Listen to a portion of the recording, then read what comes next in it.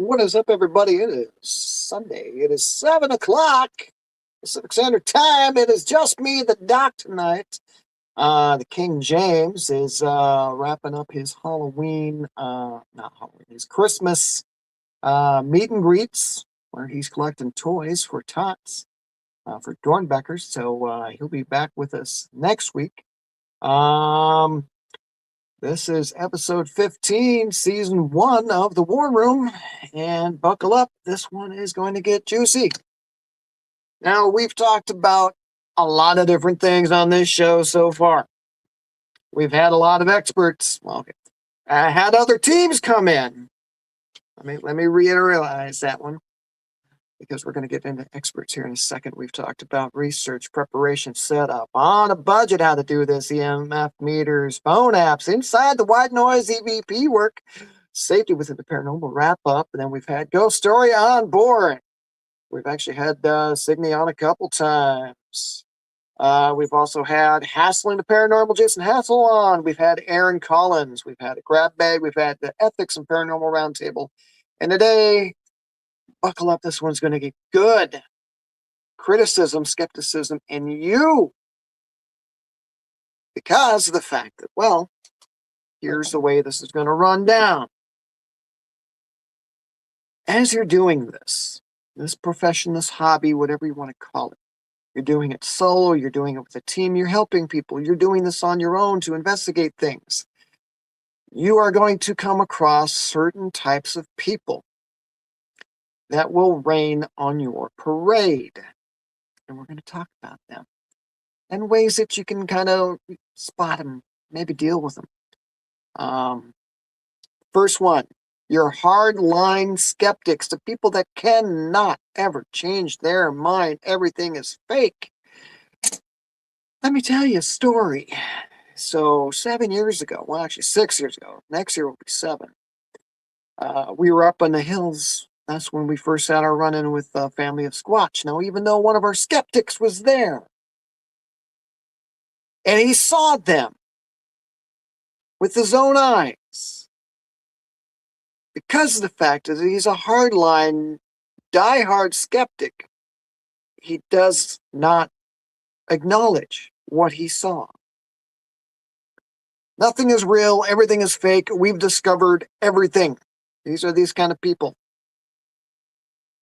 Now, the best way to not deal with them on a paranormal investigation, a Squatch expedition, anything else like that is don't invite them. Because nothing you prove to them. Now, mind you, okay, let me backtrack just a half a second here. We're not here to prove anything. We give you the evidence. DBK, Guardian Angel Paranormal, we put out the videos. We give you our evidence. It is up to you to decide, is it real or is it fake? Now, we don't hoax anything. We have no reason to hoax anything.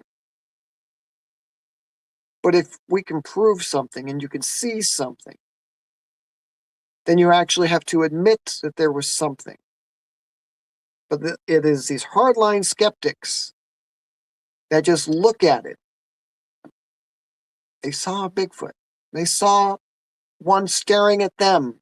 There was a staring contest going on across the meadow. Nope, it's not real. It's folklore. It's fake. Well, buddy, you saw it. You saw it with your own eyes. I don't know how much more clear. Well, it could have been a bear standing on its hind legs. Right, but you were looking at it in the eyeball. So it's these people that just will not ever change their mind when given the evidence to do so. Those are the type of people that you don't really kind of want around because of the fact they're going to ruin anything you got going on. We've let some diehard skeptics listen to EVPs. How do you explain that? We've let them listen to it. And then we've said, how do you explain what you just heard? Well, I can't explain it. Okay, well, that's what we're looking for, is it's something. We're not saying it's a ghost, it's just something. It's those diehard skeptics that'll turn around and go, it was a girl 3 blocks over saying hi, and the microphone happened to get it from 3 blocks away in a downtown city. Um, you don't want those type of people. They're not going to do you any favors whatsoever. One that I deal with quite often. The everything is a demon. And I've had run-ins with a person like this. Well, I'm really religious, and everything's a demon. That ghost, it's a demon. You shouldn't be there. It's coming to get your soul. The rapture is coming, and it's a demon. And if you're dealing with this thing, you're dealing with Satan, which makes you a Satanist. No, no, I'm not a Satanist.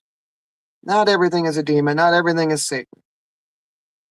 You got to remember, people, we're here to help people.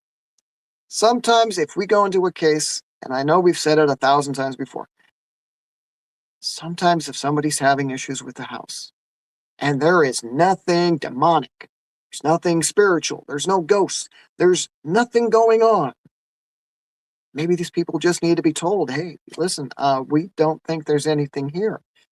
99% of the time that we've dealt with a case like that, where it's been something minute, something small, nothing harmful, you're okay. And that person feels better. Oh, okay. Well, I wasn't really sure, maybe you found out that there was some electrical wiring that was loose that was causing them some EMF psychosis going on. If you can help somebody, you help somebody. You don't turn around and start saying it's a demon, it's a demon, it's a demon. I know we were talking about that on the round table the other night, that not everything is a demon. So, I mean, those type of people that you just want to look at them and say, okay, well, your beliefs are your beliefs, my beliefs are my beliefs, and let's leave it at that. That's the way it should be. My beliefs are my beliefs. Your beliefs are your beliefs. Who am I to change your mind? But when you get hit with the believe what I believe, this is what I believe, and you should believe it too. No, buddy, I'm going to go ahead and I'm going to believe what I want to believe. And I give you full permission to, you do you, boo. Demon, Demon Joe. Julie says Demon, Demon Joe in the chat. Yes, but that's the thing. Okay, we're not here to disparage anybody. We're just basically trying to point out that sometimes people will criticize you for everything.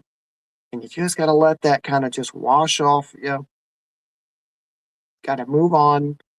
You're going to have those, hardline religious people. And I've dealt with it from all major religions. That's a ghost. That's a jinn. That's evil. You shouldn't be dealing with it. Well, I'm here to help people. And if somebody can get some help, somebody said, oh, I've got shadow people and I'm really scared to be in my house. Okay, well, we do the investigation. We find out that, it's nothing demonic. We explain to them the situation. We find out that there is some electrical work going on. Josh Logan says, it's a raccoon. Exactly. You find out what it is. I hear scratching in the walls. Well, you got a raccoon problem. People do it even more behind a keyboard. Oh, yes, they do. Oh, yes, they do. Julie says that. But you can't let certain types of people get on your nerves. I mean, guarantee I'm talking about it right now because it's been a week. But no, basically the people that just will admonish you for believing in stuff. I mean, I had one guy actually tell me, after my first sighting of a Bigfoot, I was excitable. I said, oh my God, you wouldn't believe what I saw. You're actually going to tell people that you believe in Bigfoot? They're going to think you're crazy and they're going to lock you up in a mental institution. Again, buddy, I'll believe what I want to believe. You believe what you want to believe. We'll meet somewhere in the middle. We can agree to disagree on what's going on. Seeing is believing. I've seen it. I believe it. You don't have to. I'm not trying to make you believe in these things. Another type of people that I've had a run-in with over my 3 decades of doing this, the TV stars, the people that come out and, well, I was on a certain show, and I'm kind of a big deal. I'm a know-it-all in the paranormal field, the Bigfoot field, the UFO field. I was on the show, so they had to come to an expert.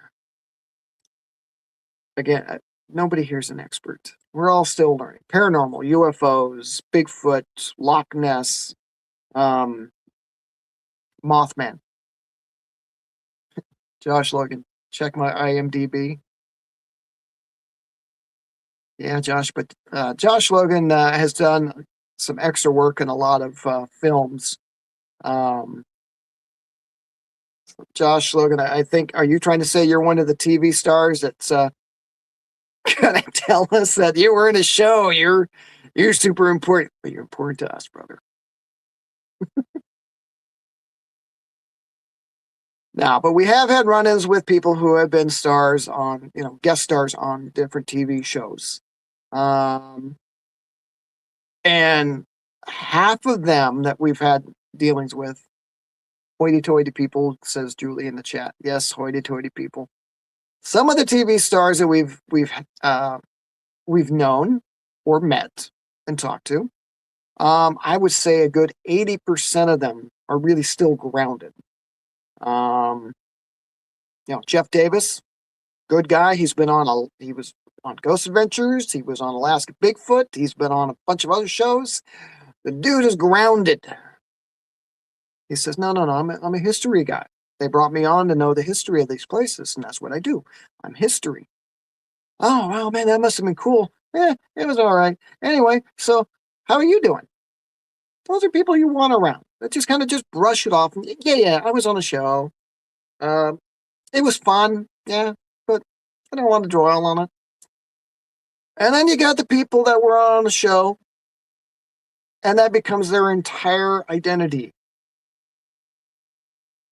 They'll put up large poster boards behind booths and tables and everything else and start tagging it everywhere if they got a book out, as seen on. Those are the people that are just like, I was talking to you beforehand and we were all chummy, but now that I've been on TV and I'm beginning to recognize, I don't think I can stoop down to your level because I'm a TV star. Those are, basically, if you run into these people, you just kind of brush it off.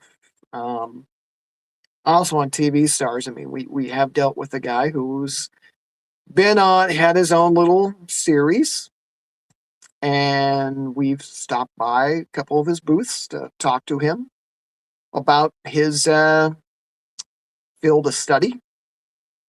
And yeah, we were really kind of shut out. We were basically just kind of told that, hey man, listen, this is the evidence that we're gathering. Can you take a look at it? I mean, are we on the right points? Are we close to this theory? I mean, you're the dude. You've had 4 or 5 seasons of your show. You got a museum. You're the guy. Oh, well, no, I really can't look at anything right now. I've got another project going on, and yeah, I just can't look at anything new right now. Yeah, you don't know those people. Nobody's an expert. Again, we're gonna reiterate that one 1,000 times over. Nobody is an expert. I've been doing this for 30 years. I am not an expert. No way, no how. I am not an expert. I'm enthusiastic. All right, the next batch of people that we've had run-ins with. I got my little list here. Yes, people, there was a list. I had to make a list. YouTube stars. And I use stars with the air quotations around them. Now, these are the people that make a living off of YouTube. They're chasing clicks. They get 15,000 views, 500,000 views, 2 million views. That's right, everybody. We went to this remote cabin out in the middle of absolute nowhere. And this is all the evidence we got. But it's more Blair Witch style photography that we're focusing on a door and then we fixate over to somebody else's face and then we fixate back over. These are kind of people that are also going to downplay you all the time because of the fact that they are making money off of the paranormal. The YouTube streamers, that's their primary job. They've got enough of a following. They're just like the TV stars. You need to have some sort of halfway evidence. You got to fake something. Because that way, people will tune in. What's going to happen next? Now, some of these teams have been caught faking their own stuff. And then they kind of brush that off and say, oh, well, it was a camera angle was wrong. It was a flash of a light or something. It's like, no, we definitely saw somebody run through that door. That was your partner. That was an obvious fake. Of course, TV stars, we can also bring up a certain person that has a habit of faking stuff for views. So, I mean, most of your YouTubers that are, their main priority. Julie in the chat says their main priority exactly. They are doing this for clicks and views because they get monetization. Now, mind you, we can monetize our YouTube video, but I need more subscribers. I need more watch hours. But I'm also not out every single day punching out content. A lot of these YouTubers are like, 2-3 shows a month. I know, I'm kind of looking at this. Those of you watching us on YouTube, we've got 2 shows a Sunday, and then we've got 1 investigation that comes out a month. So, but I'm not monetized. There's a big difference here. We're doing this because we enjoy it. It's fun. It's entertaining for us. I'm basically talking about the YouTubers that are like, everything is monetized, and you're pushing that, if you become a members only, then you can see exclusive behind the scenes footage. Sign on to our Patreon. If you do that, you'll get special stuff. We let you watch everything for free. Josh Logan says the truth is out there. God, I hope so.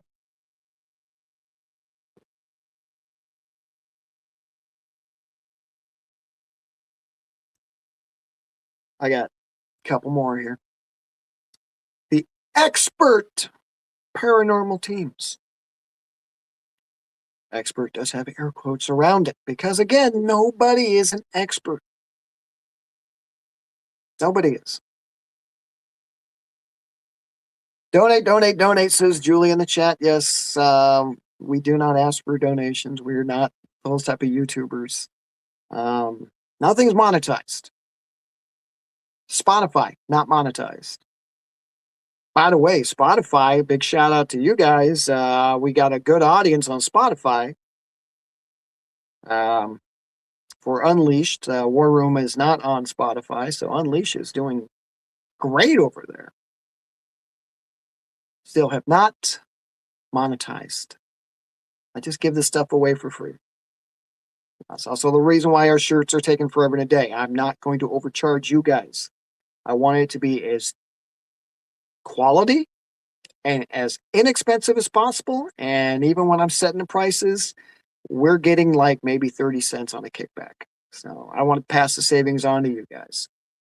The expert paranormal teams know it all. You're doing it wrong.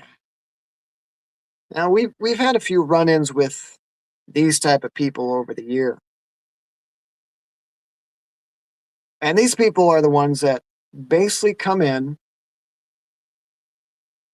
and they'll join you on a public investigation. So if you're leading a public investigation for a fundraiser or something, we actually had one guy on one of our walks that decided he was going to be the expert know-it-all. Um, you're leading a team. You're leading something either for a conference, a convention, um, a Halloween thing, a fundraiser thing, or you just partnered with the store to be like, hey, you know what? Store wants something done, and you're not going to make thousands of dollars off it, but it's a paid event that you know the business is like, hey, why don't you guys come on in? We got spooky basement. Do a paranormal hunt for us. It drives business for us, drives business for you. You know, that's kind of a cool thing. But then you get the expert paranormal teams that come on and just completely and totally make you look like a fool. You're leading as an investigator and you're leading a team and you're leading a tour. And then you got somebody go, that's not right. You're doing it wrong. Yes, we've actually had that done. No, that wasn't it. You're doing that all wrong. You're reading that K2 meter wrong. You're way off. Yeah. It may not be the meter that that person has and that he's used or she's used for umpteen years. It might be totally a new item for them. Point is, they're not an expert. And they shouldn't be getting in your face about this one. And the last one on the list is a real personal one. Podcast stars. Podcast star hosts, well, I guess we can say. Now what I'm talking about here is the people. I know we're doing a podcast and I'm talking about podcast stars and criticism, skepticism, and you. We did an interview with a guy. I was on his podcast. They were on our podcast. I won't tell you who he is, but the dude was seriously paranoid about damn near everything. Before we went live, he told us we should not have our images on the screen, we should not have our names, and we should not tell anyone what city we were in.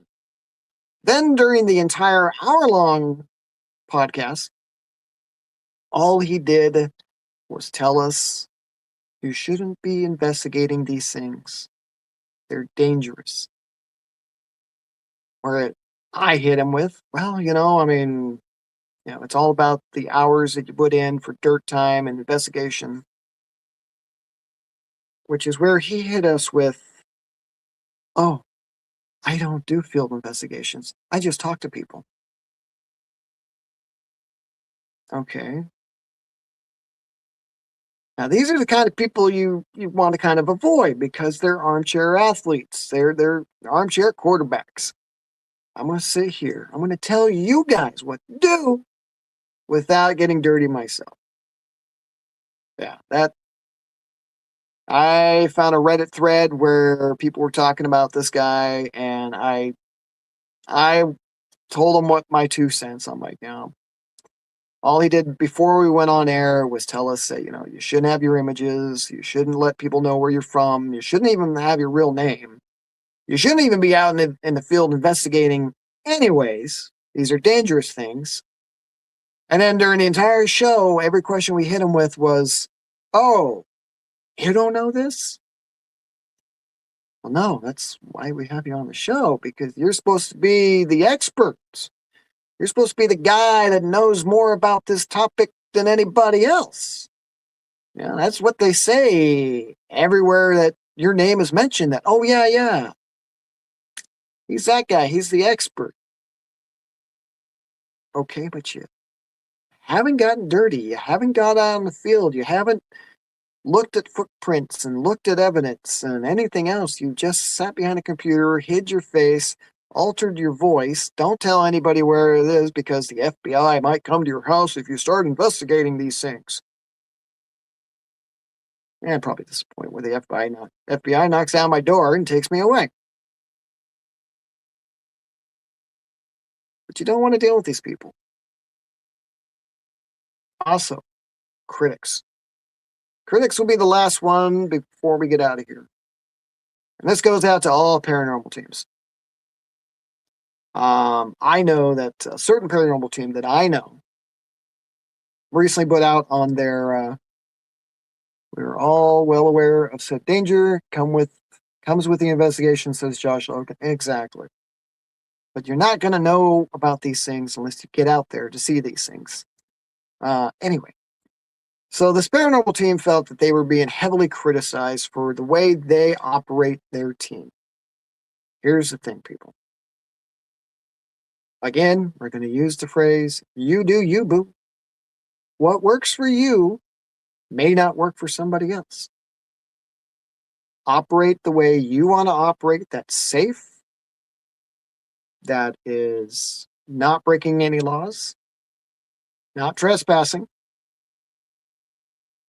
That's the thing. Everybody has their own style. So don't feel bad if somebody heavily criticizes your techniques.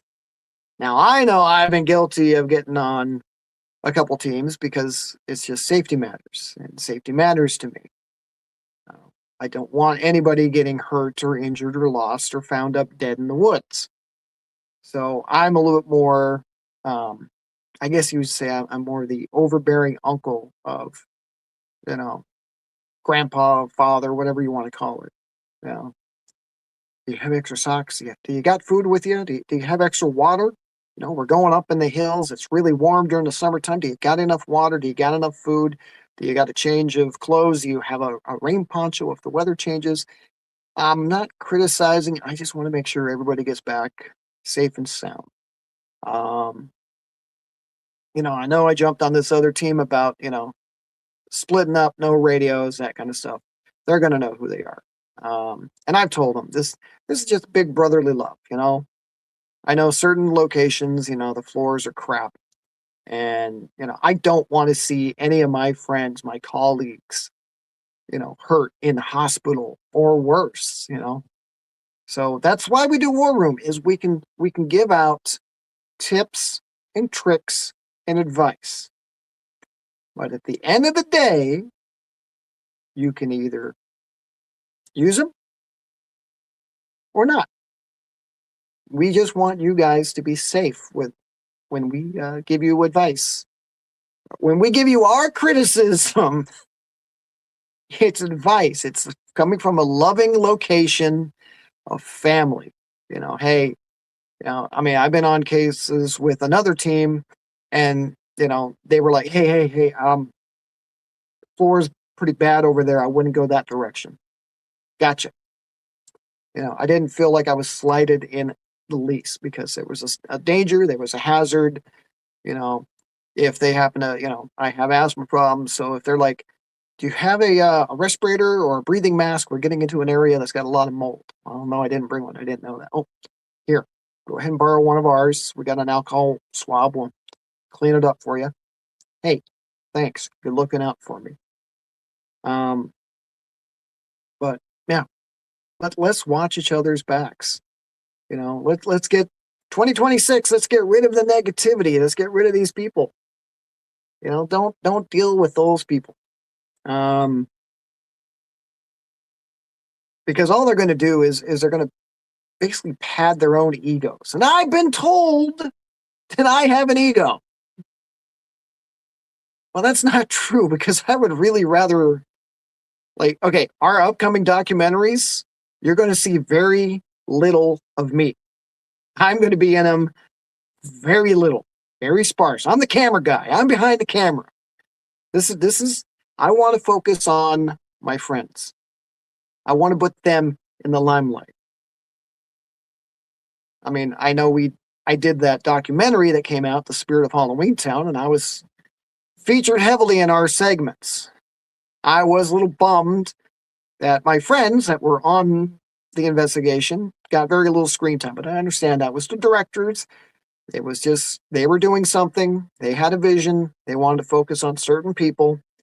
But I was like, okay, yeah, nobody wants to see my ugly mug that much. So, but anyways, so we will be back next Sunday James will be back with us. The King will return next Sunday. We will have a guest. It won't be just me rattling and prattling and yapping my jaws for 31 minutes. Just remember, we're all in this together. And as, yeah, I got no closing line. So we will see everybody next Sunday, and we'll be back in about a half hour for Unleashed. Yay. Bye. Night, everybody.